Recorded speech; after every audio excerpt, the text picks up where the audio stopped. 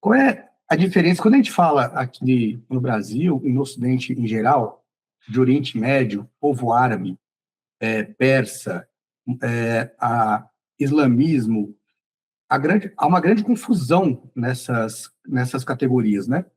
Geralmente a gente pensa o Oriente Médio como uma massa uniforme. Qual é a diferença das populações do Oriente Médio ali, no sentido de construção da sua população étnica, religiosa e de recursos ali? Não, a questão da constituição populacional do Oriente Médio é algo muito diverso. Então, geralmente, as notícias, né, como chegam as informações para a gente, né, no Ocidente, é de ser uma coisa só. São muçulmanos, geralmente se pensa que são árabes, né? E pronto, estão em guerra. Né? Só que o Oriente Médio, ele, por ser esse entroncamento, por ser esse pivô mundial, ele é muito mais diverso do que nós aqui, por exemplo.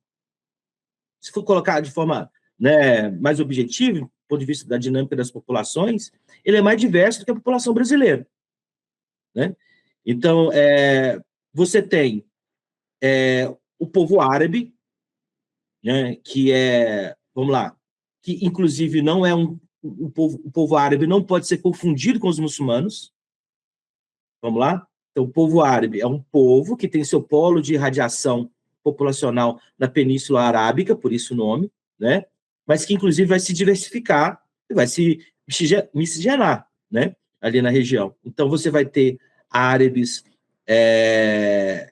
da Península Arábica, que aí pega a Arábia Saudita hoje, Iêmen, Omã, etc. Você tem um outro núcleo, né, outra expressão, outra camada desse mesmo povo que está mais a oeste, né? Então você vai ter o Egito, a Líbia, a Argélia, né?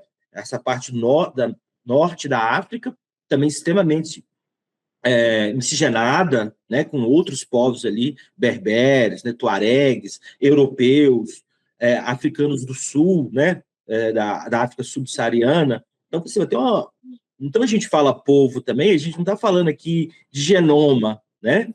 A gente está falando mais de uma identidade do que propriamente de algo, né, pasteurizado no genoma, né? Há muita mistura, evidentemente. E você também tem os árabes que estão nessa região, onde é a Palestina, a Síria, a Jordânia, o Líbano, o Iraque. Né?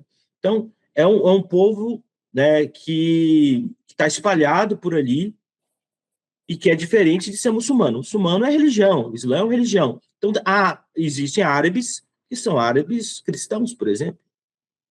Né? E existe uma boa proporção disso, historicamente, inclusive. Né? Então, tem essa dimensão, fazer essa distinção é importante. No mesmo Oriente Médio, nós temos dois grandes outros povos, né, históricos. Né? Você tem os persas, que não são árabes, né? Os persas são os iranianos de hoje, né? Que não são árabes, são de origem ariana, né? Por isso Irã, né? Ariana, que são povos que têm seu polo de difusão na Índia e que vem ocupando um pedaço ali da Ásia Central e que se estabelecem, né, no Irã, né, há milênios atrás. Né? Então, assim, e tem outros povos menores ali, com a população menor, por exemplo, os curdos, que também são de origem ariana, né, são de origem oriental, vamos dizer assim, mais próxima do mundo indiano, do que a gente chamava antigamente, não sei se chamava de Indostão, né? Que é Índia, Paquistão, Bangladesh, Sri Lanka, Nepal. Então, assim, você tem ali os persas tendo essa origem, tem uma outra língua, inclusive, né? Uma outra língua. Você tem um outro povo, que é um povo, do ponto de vista histórico, mais recente no Oriente Médio, que são os turcos. Os turcos têm o seu polo de difusão na Ásia Central. Então, assim, onde hoje, por exemplo, é o Cazaquistão, Turcomenistão, por isso Turcomenistão, Quirguistão, tem a parte do extremo ocidente, né, no oeste da China, né, também tem povos túrquicos, né, que a gente fala. Então, assim, esse povo veio migrando, e aí o detalhe nerd da coisa, né, que foi com a expansão do Império Mongol que os povos turcos, ou parte dessas populações, foram sendo empurrados para o oeste.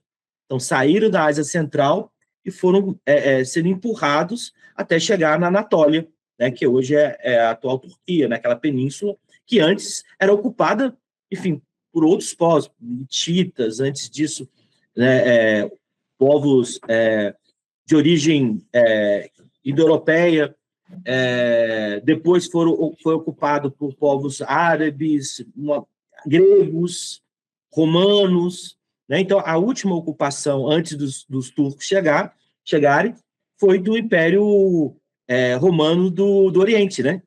Ali era o Império Bizantino.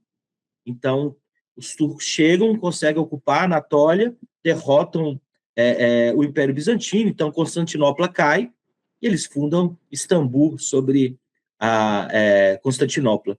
Né? Então, assim, isso é recente, estou falando do século XIII, XIV. Né? Então, são grandes... mas, além disso, nós temos povos ali também de origem caucasiana, armênios, georgianos, populações que também estão, de alguma maneira, envolvidas ali. Então, é muito diverso. Então, por exemplo, falar para vocês, os povos turcos, por exemplo, têm uma língua própria. Então, não falam árabe, apesar de serem muçulmanos, né? Os persas, os iranianos, têm sua língua própria, têm sua escrita própria, têm sua cultura e tudo mais, e foram islamizados, se converteram ao Islã. Então, vamos dizer assim, existe, claro, uma identidade religiosa predominantemente islâmica, mas não só, e você tem uma diversidade cultural de línguas, de povos, de origem, de história, muito grande, muito diversa. Né? E aqui eu estou citando só os principais. Uhum. Quando a gente olha a história, assim, a gente percebe que boa parte dos impérios construídos durante a história tentaram dominar aquela região. Isso se dá por conta da base material daquela religião? Por qual outro motivo? Assim? Porque você falou de Império Bizantino, Império Otomano, Império Romano, agora uma tentativa do Império Yankee dominar aquela região, com apoio de Israel. O que explica aquilo? É a riqueza material daquela região? É a construção cultural, populacional? O que explica essa sanha de tantos impérios quererem ter o controle daquela região? Então, assim, a ideia de controlar a região, ela passou por diferentes momentos e com interesses também distintos em alguma medida, né? Vamos lá?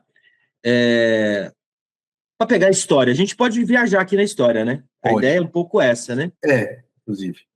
Se você pega, por exemplo, por que Alexandre o Grande, antes, inclusive, do Império Romano, então, né?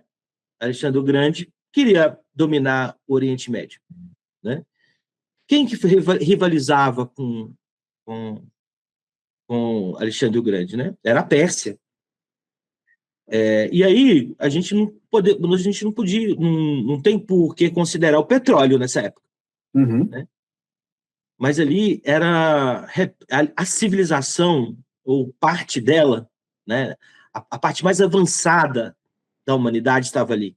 Estava em Bagdá, né? Estava em Damasco, estava em grandes cidades, enfim.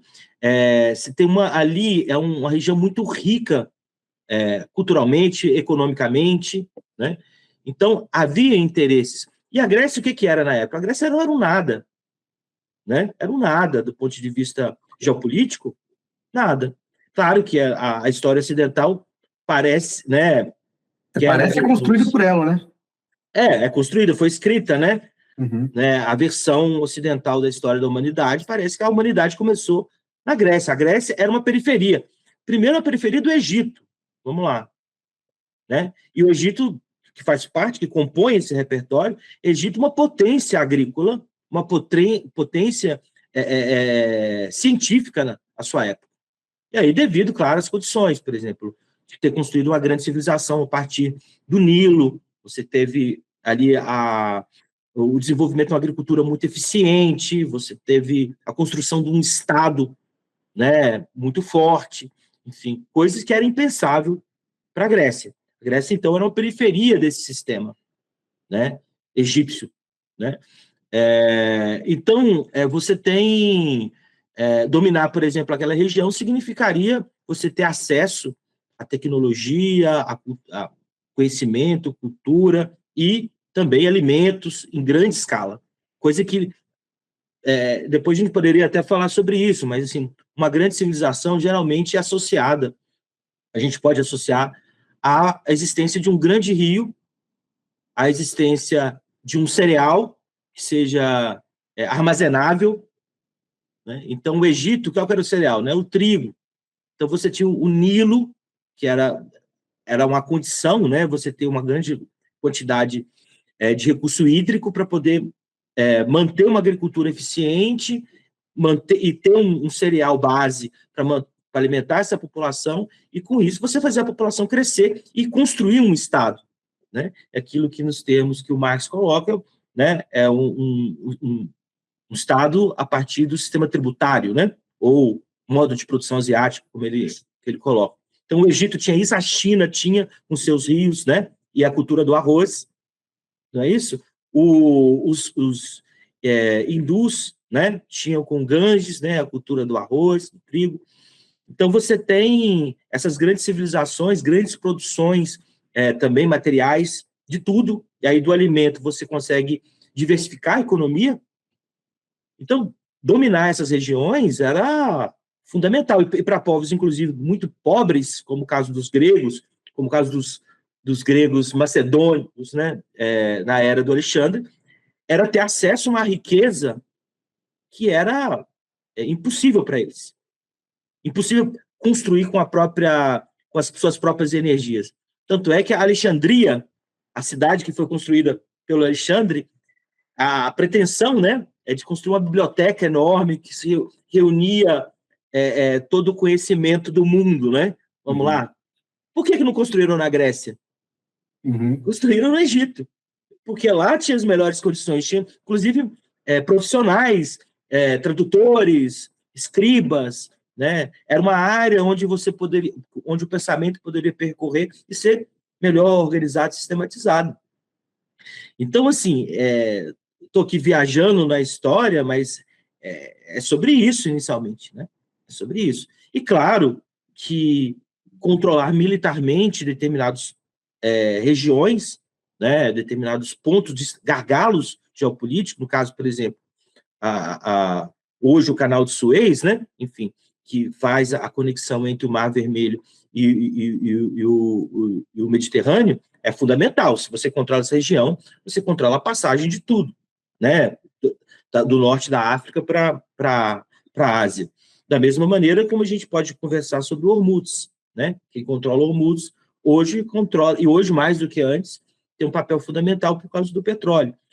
Mas no caso da Turquia, e que ficou também, a gente estuda isso, né, na escola, assim, no ensino médio, quem controla o Estreito de Bósforo controla a passagem da Ásia, né, para a Europa. Então, controlar esses entroncamentos sempre também foi uma pretensão de qualquer império. Então, o Império Grego, o Império Egípcio, o Império Persa, o Otomano, e também hoje, né, antes dos Estados Unidos, Inglaterra e França fizeram acordos também para controlar, e hoje os Estados Unidos também, né, nessa disputa. Então, é uma área que a gente precisa analisar em diferentes dimensões. Não é algo tão simples, falar, assim, eu controlo ali porque eu tenho petróleo. Não, é mais complexo, mais profundo do que isso, né? Por exemplo, só, assim, desculpa avançar aqui, mas, por exemplo, imagine o controle de Jerusalém. Uhum. Jerusalém é o berço de, né, ali, é um lugar sagrado para 3 grandes religiões, né? Então, o controle desse espaço, desse território, ele tem um significado para milhões, talvez bilhões de pessoas, para além das pessoas que estão ali em Jerusalém, Uhum. né? Deixa eu tentar viajar um pouco, já que o negócio é tentar estressar esse conceito. É, qual, é, com, por que, para você construir uma grande estratégia, construir um império, na questão da construção humana mesmo, que eu estou tentando falar, assim, geralmente se tem a ideia de ter que dominar outros povos, ter que controlar outras culturas, ter que subordinar outros impérios também construídos. Você consegue ter uma aí é viagem mesmo, tá? Não é nem questão de psicologia, nada, ou uma resposta definitiva, assim. Como é que você vê que a construção da história do mundo, dos impérios, precisa desse controle sobre outras populações? A questão do poder. Então, assim, é muito difícil. Claro, a gente não pode generalizar projetos de poder, né? Então, mas sempre o poder tá conectado. Então, esse poder pode ser exercido de diferentes maneiras de acordo com a cultura, os interesses, né, daquele povo, a forma como ele se enxerga no mundo, né? Então, essa questão do domínio, ela faz parte, ela é uma dimensão relevante, e só que ela pode ser também traduzida ou justificada por outras dimensões mais ideológicas, né? Que podem ser brutais ou para aquele que professa essa ideologia, também civilizatória. Vamos lá.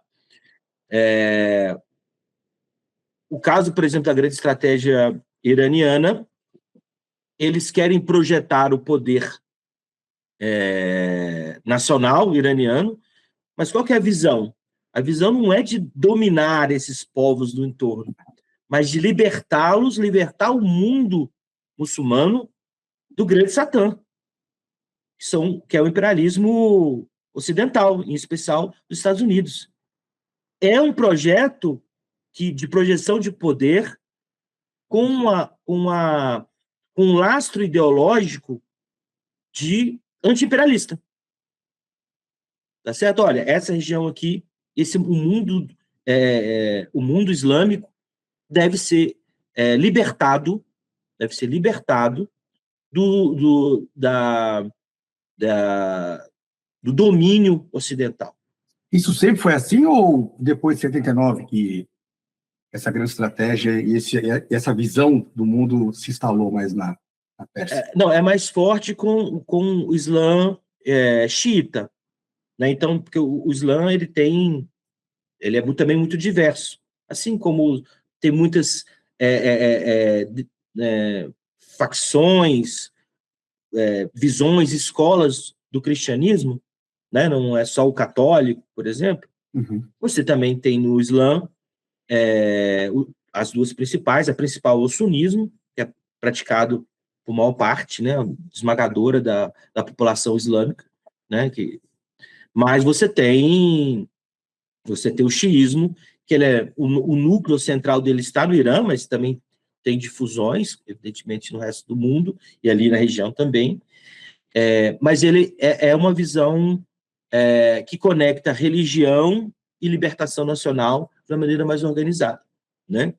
Então, isso está muito presente no xiismo, né? No Islã xiita.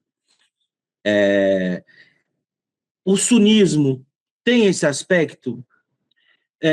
O sunismo, aí a gente tem de diferenciar, né? Eu não vejo o sunismo enquanto denominação religiosa, né, ter essa visão tão clara, tão objetiva em relação a um processo de libertação da região.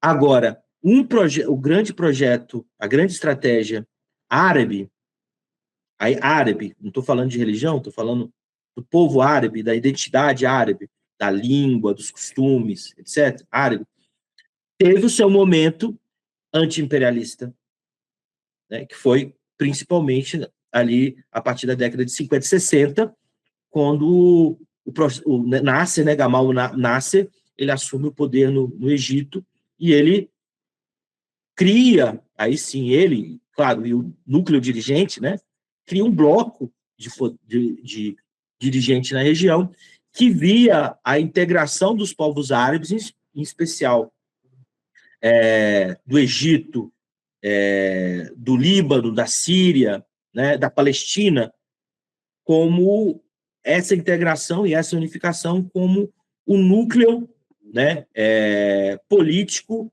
para disputar a região e para libertar a região também do domínio ocidental, do domínio norte-americano. Então, é um pouco as possibilidades de conexão. Então, às vezes, não é o domínio, né, não é, a grande estratégia não necessariamente tem a ver com subjugar. Domínio territorial, exatamente. Ela pode ser libertadora.